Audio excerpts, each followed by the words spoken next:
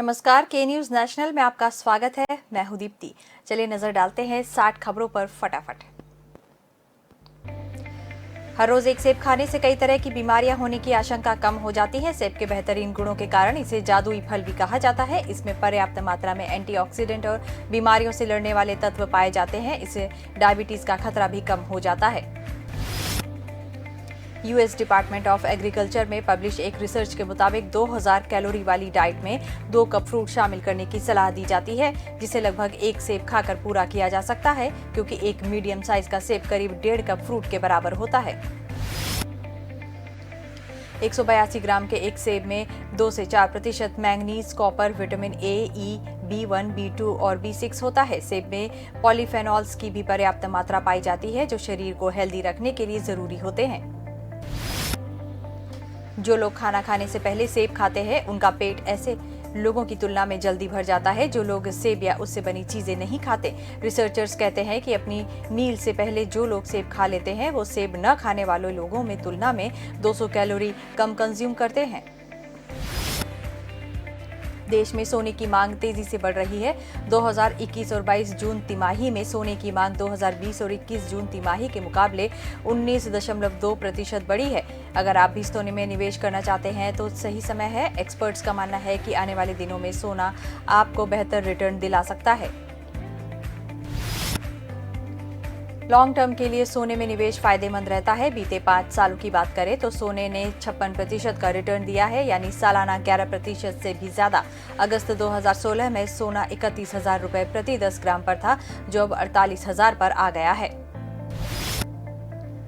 भारत में सोने का दाम 1970 की तुलना में अभी 261 गुना ज्यादा है। 1970 में सोना 184 रुपए प्रति 10 ग्राम के भाव से बिक रहा था, जो अब 48,000 पर है। अगस्त 2020 में सोने ने 56,000 रुपए प्रति 10 ग्राम के रिकॉर्ड स्तर को छुआ था। स्पेन के क्वाड्रिगा फंड का अनुमान है कि अगले 3 से 5 सालों में इसकी कीमत $3,000 से $5,000 प्रति आउंस, यानी करीब 78,690 से 1,31,140 रुपए प्रति 10 ग्राम तक पहुंच सकती है। देश में कोरोना के केस में शुक्रवार को मामूली राहत है। बीते 24 घंटों में 38,696 नए मरीज मिले और 40,020 ठीक हुए, जबकि 616 की मौत हुई। इस तरह एक्टिव केस में 1,951 की कमी आई।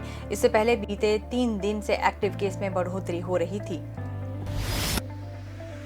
देश में कोरोना के केस में शुक्रवार को मामूली राहत थी। बीते 24 घंटों में 38,696 नए मरीज और 40,020 ठीक हुए, जबकि 616 की मौत हुई।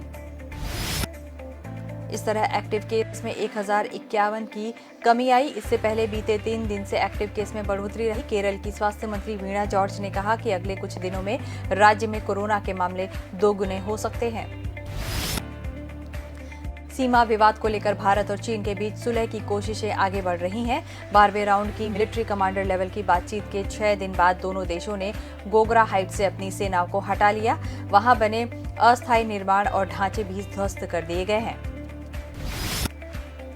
सेना की ओर से जारी बयान में कहा गया है कि रविवार 31 जुलाई को ही दोनों पक्षों में कोर कमांडर लेवल की बातचीत हुई थी। 12वें दौर की यह बातचीत चीन के हिस्से वाले मोल्डो में करीब 9 घंटे चली थी। मीटिंग में पेट्रोलिंग पॉइंट 17A से दोनों देशों की सेनाओं ने हटने का फैसला किया है। गोगरा हाइट्स का पेट्रोलिंग पॉइंट 17A पूर्वी लद्दाख क्षेत्र के विवादित क्षेत्रों में से एक रहा है। दोनों पक्षों के बीच डिसएंगेजमेंट को लेकर अंतिम बार बातचीत इस साल फरवरी में हुई थी। तब दोनों सेनाएं पेंगोंग झील के किनारे से हटने पर राजी हुई थी। हॉट स्प्रिंग के पेट्रोलिंग पॉइंट और देपसांग समेत बाकी मुद्दों पर भी दोनों देश मीटिंग जारी रखेंगे और बातचीत के जरिए इनका भी हल निकालेंगे। प्रधानमंत्री नरेंद्र मोदी ने शुक्रवार को राजीव गांधी खेल रत्न पुरस्कार का नाम बदलकर मेजर ध्यानचंद खेल रत्न अवार्ड कर दिया है। पीएम मोदी ने लिखा कि ये अवार्ड हमारे देश की जनता की भावनाओं का सम्मान करेगा। प्रधानमंत्री के इस फैसले की खबर लगते ही झांसी में रहने वाले मेजर ध्यानचंद के परिवार में खुशी की लहर दौड़ गई। ध्यानचंद के बेटे और पूर्व ओलंपियन अशोक ध्यानचंद ने इस फैसले पर खुशी जाहिर की। हालांकि अशोक ने यह भी कहा कि दादा ध्यानचंद को अभी तक भारत रत्न न दिए जाने को उन्हें मलाल है। खेल अवार्ड का नाम खिलाड़ी के नाम से ही होना चाहिए, फिर चाहे वो कोई भी खिलाड़ी हो। जैसे कि काम को शुरू करने से पहले भगवान श्री गणेश का नाम आता है, वैसे ही खेलों में सबसे पहले ध्यानचंद जी का नाम लिया जाता है। झांसी की जनता ही नहीं बल्कि देश भर के हॉकी प्रेमियों की हमेशा से मांग रही है कि मेजर ध्यानचंद को भारत रत्न जरूर मिले। देश को उन्होंने हॉकी और खेल के क्षेत्रों में अलग अलग पहचान दिलवाई। आज 41 साल बाद हमारा राष्ट्रीय खेल हॉकी ओलंपिक में मेडल जीतकर फिर से जीवित हो उठा है। मोदी ने कहा कि ध्यानचंद भारत के पहले खिलाड़ी थे जो देश के लिए सम्मान और गर्व लाए। देश में खेल का सर्वोच्च पुरस्कार उनके नाम पर रखा जाना ही उचित है। राजीव गांधी खेल रत्न पुरस्कार भारतीय खेलों का सर्वोच्च पुरस्कार है। सरकार ने 1991 और 92 में इस पुरस्कार की शुरुआत की थी। इसे जीतने वाले खिलाड़ी को प्रशस्ति पत्र, अवार्ड और 25 लाख रुपए की राशि जीत जाती है। सबसे पहला खेल रत्न पुरस्कार पहले भारतीय ग्रैंड मास्टर विश्वनाथन आनंद को दिया गया था। अब तक 45 लोगों को ये अवार्ड दिया जा चुका है। मेजर ध्यानचंद का जन्म 29 अगस्त 1905 को प्रयागराज में हुआ था। भारत में यह दिन राष्ट्रीय खेल दिवस के रूप में मनाया जाता है। ध्यानचंद ने सिर्फ 16 साल की उम्र में भारतीय सेना ज्वाइन कर ली थी। वे ड्यूटी के बाद चंद की रोशनी में हॉकी प्रैक्टिस करते थे, इसीलिए उन्हें ध्यानचंद कहा जाने लगा। उनके खेल की बदौलत ही भारत ने 1928, 1932 और 1936 के ओलंपिक में गोल्ड मेडल जीता था। 1928 में एम्स्टर्डम ओलंपिक में उन्होंने सबसे ज्यादा 14 गोल किए थे। प्रधानमंत्री नरेंद्र मोदी ने शुक्रवार को वीडियो कॉन्फ्रेंसिंग से विदेशों में भारतीय मिशनों के प्रमुखों के अलावा ट्रेड और कॉमर्स सेक्टर से जुड़े लोगों से बातचीत की। उन्होंने कहा कि ये समय आजादी के 75वें साल में अपनी आजादी का जश्न मनाने का है, ही साथ भविष्य के भारत के लिए एक क्लियर विजन और रोड मैप बनाने का मौका है। इसमें आप सभी साथियों की भागीदारी, पहल और रोल बहुत बड़ा है। तकनीकी और वित्तीय कनेक्टिविटी की वजह से दुनिया हर रोज और छोटी होती जा रही है। ऐसे में हमारे एक्सपोर्ट के विस्तार के लिए दुनिया भर में नई संभावनाएं बन रही हैं। निर्यात बढ़ाने के लिए 4 घटक अहम हैं। देश में प्रोडक्शन कई गुना बढ़े, ट्रांसपोर्ट की लॉजिस्टिक और समस्या दूर हो, एक्सपोर्ट के साथ सरकार कंधे से कंधा मिलाकर चले और भारतीय सामान के लिए अंतर्राष्ट्रीय बाजार मिले। अलग अलग देशों में मौजूद इंडिया हाउस भारत की मैन्युफैक्चरिंग पावर के भी प्रतिनिधि बने। समय समय पर भारत में यहाँ व्यवस्थाओं को अलर्ट करते रहेंगे, गाइड करते रहेंगे, तो इसका फायदा एक्सपोर्ट बढ़ाने में होगा। नागरिक उड्डयन मंत्रालय ने बताया कि किसी भी मानव रहित एयरक्राफ्ट सिस्टम को इंटरनेशनल बॉर्डर से 25 किलोमीटर के भीतर उड़ान भरने की इजाजत नहीं दी जाएगी। इसमें line of control, line of actual control और एक्चुअल ग्राउंड पोजीशन लाइन शामिल है। नागरिक उड्डयन राज्य मंत्री वीके सिंह ने लोकसभा में बताया कि यूएएस नियमों को 12 मार्च 2021 को नोटिफाइड किया गया। मंत्रालय ने बताया कि इन नियमों में ड्रोन के इस्तेमाल को लेकर कई पहलुओं को कवर किया गया। इसमें ड्रोन का registration, ownership, transport, import, traffic management, fees payment और पेनल्टी शामिल है। सभी सिविलियन ड्रोन एक्टिविटीज को इन नियमों से रेगुलेट किया जाता है। मंत्रालय ने कहा कि ड्रोन के खतरे का मुकाबला करने के लिए होम मिनिस्ट्री ने 10 मई 2019 को आवश्यक मानक संचालन प्रक्रिया जारी की थी। राज्य सरकारों और सुरक्षा एजेंसियों से सलाह लेकर केंद्र ने इसे तैयार किया है। लखनऊ के बाद अब हरियाणा के पानीपत में भी एक महिला के द्वारा कार सवारों की सरेआम पिटाई का वीडियो सामने आया है। महिला ने सड़क पर ही कुछ युवकों को न सिर्फ थप्पड़ मारे बल्कि उनकी गाड़ी में भी तोड़फोड़ की। मामला यहीं खत्म नहीं हुआ। खुद पीटने के बाद महिला ने अपने रिश्तेदारों को भी घटनास्थल पर बुलाया और उन्होंने भी बल्ले से युवकों को बेरहमी से पिटाई की। कार सवार युवकों पर महिला ने छेड़छाड़ का आरोप लगाया है। इस घटना में पुलिस ने महिला, उसके पति और एक अन्य शख्स पर केस दर्ज किया। आरोपी महिला को गिरफ्तार कर लिया गया है। पुलिस को दिए बयान में मोनू से बताया कि गुरुवार शाम को अपने दोस्त शुभम और ब्रिजेश के साथ पानीपत से गांव की तरफ जा रहा था। एक महिला स्कूटी पर उनके पीछे पीछे चल रही थी। गांव सहरा में अचानक आगे निकलकर कार को रुकवा लिया और बिना कुछ बात किए हाथापाई पर उतर आई। राजस्थान के जयपुर में केबल वाला ईयरफोन फटने से युवक की जान चली गई। युवक कंप्यूटर में ईयरफोन लगाकर गाने सुन रहा था। अचानक ईयरफोन तेज आवाज के साथ फटा और उसके कान से खून निकलने लगा। अस्पताल में डॉक्टरों ने मृत घोषित कर दिया। डॉक्टरों का कहना है कि ईयरफोन फटने से हुई तेज आवाज की वजह से युवक को कार्डियक अरेस्ट आया होगा, उसी की वजह से उस युवक की मौत हो गई। युवक पढ़ाई के लिए अक्सर कंप्यूटर का उपयोग करता रहता था। शुक्रवार दोपहर को वह खेत में बने अपने घर में ईयरफोन पर गाने सुन रहा था। इसी दौरान ईयरफोन का स्पीकर फट गया और उसकी मौत हो गई। बताया जाता है कि घटना के समय वह कमरे में अकेला था। मां, बहन और परिवार के सभी सदस्य खेत में काम कर रहे थे।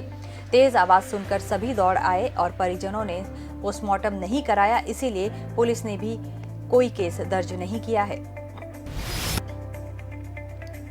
जम्मू कश्मीर के राजौरी के थाना मंडी इलाके में सुरक्षा बलों ने 2 आतंकियों को मार गिराया।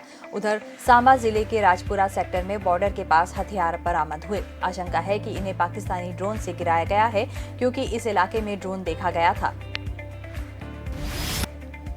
जम्मू जोन पुलिस ने बताया कि सेना और पुलिस के जवान राजपुरा के सरथियान गांव में सर्च ऑपरेशन चला रहे थे। इसी दौरान 2 पिस्टल, 5 मैगजीन, 122 राउंड गोलियां और 1 साइलेंसर पैकेट में लिपटे हुए मिले। जम्मू कश्मीर में धारा 370 खत्म करने के 2 साल पूरे होने के मौके पर सेना और पुलिस पहले से अलर्ट है, इसीलिए सर्च ऑपरेशन चलाए जा रहे हैं। जम्मू कश्मीर को विशेष राज्य का दर्जा देने वाले आर्टिकल 370 को खत्म करने गुरुवार को दूसरी वर्षगांठ थी। इसी दिन श्रीनगर के डाउनटाउन इलाके में एक के बाद एक 2 जबरदस्त ब्लास्ट हुए। जम्मू कश्मीर में पाकिस्तान से नापाक हरकतें जारी हैं। आतंकी संगठन जम्मू कश्मीर में हथियार भेजने के लिए ड्रोन का सहारा ले रहे हैं। 14 मई को भी सांबा जिले की सीमा में ड्रोन से हथियार और गोला बारूद गिराए गए थे, जिन्हें बीएसएफ ने बरामद किया था। मेदांता अस्पताल में एक 45 वर्षीय युवक व्यक्ति के किडनी के ऊपर 18x16 सेंटीमीटर के ट्यूमर का सफल ऑपरेशन किया गया। डॉक्टर्स का दावा है कि विश्व में इस तरह के अब तक 8 ही मामले सामने आए हैं। खास बात यह है कि ऑपरेशन से जुड़े खतरों के चलते उज्जैन और बड़ौदा के सर्जन्स भी इस मरीज का ऑपरेशन करने से इनकार कर चुके थे। ऑपरेशन के बाद अब मरीज पूरी तरह से स्वस्थ है। उज्जैन में डॉक्टर्स ने जब उसकी सोनोग्राफी करवाई तो मालूम हुआ कि उससे किडनी के पास 18x20 सेंटीमीटर की बड़ी गांठ है। फिर सीटी स्कैन में पता चला कि ये गांठ एड्रिनल ग्रंथि की है। ये ग्रंथि किसी भी व्यक्ति के स्टेरॉयड हार्मोन के लिए पहचानी जाती है, जो शरीर में ब्लड प्रेशर को कंट्रोल करती है।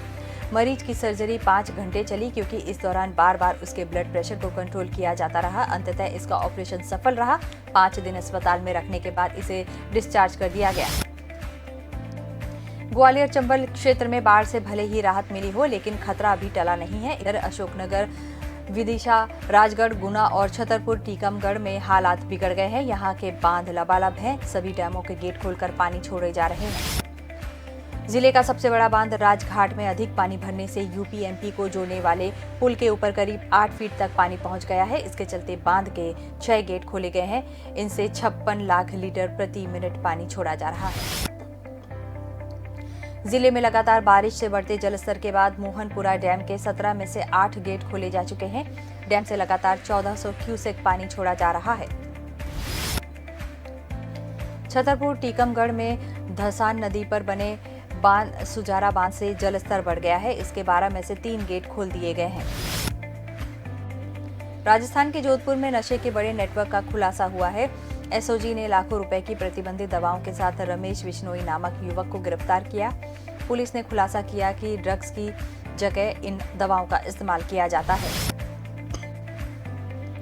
करीब 2 माह पूर्व अजमेर और जयपुर में कार्रवाई करते हुए 11 करोड़ से अधिक की प्रतिबंधित दवाएं जब्त की गई थी।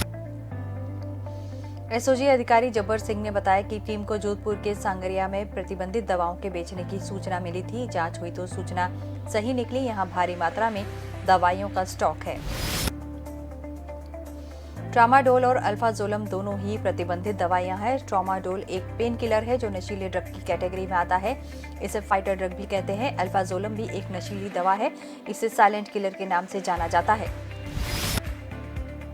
जल संसाधन मंत्री संजय कुमार झा ने कहा कि बाढ़ के स्थायी समाधान के लिए नेपाल में हाई डैम जरूरी है, लेकिन इसमें विलंब के कारण बिहार सरकार बाढ़ का स्तरीय समाधान तलाशने का प्रयास कर रही है। बिहार की छोटी नदियों को इंटरलिंक करने पर काम कर रहे हैं। शुक्रवार को बाढ़ और सूखे के स्थायी उपाय को लेकर आयोजित अंतर्राष्ट्रीय वेबिनार का उद्घाटन कर रहे थे। जल संसाधन विभाग के 2 दिनों के इस आयोजन का विषय है बिहार में बाढ़ प्रबंधन और सिंचाई सुधार की संभावना पर पुनर्दृष्टि। इसमें IIT Roorkee, Hyderabad, Kolkata, Israel, Bangladesh, Netherland के विशेषज्ञों की भी हिस्सेदारी होगी। वेबिनार को जल संसाधन विभाग के सचिव संजीव हंस ने भी संबोधित किया। बाढ़ के प्रभाव को कम करना मुख्यमंत्री नीतीश कुमार की शीर्ष प्राथमिकताओं में शामिल है। उन्होंने नीतीश कुमार द्वारा शुरू किए गए जल जीवन हरियाली अभियान की व्यापक चर्चा की। कहा, इसके लिए संयुक्त राष्ट्र ने उन्हें क्लाइमेट लीडर कहा। मंत्री ने बाढ़ की सालाना भयावहता के चलते कहा कि अब 3800 किलोमीटर तटबंध का निर्माण किया गया है। तो खबरें फटाफट में फिलहाल इतना ही। आप बने रहिए के न्यूज़ नेशनल के साथ। नमस्कार।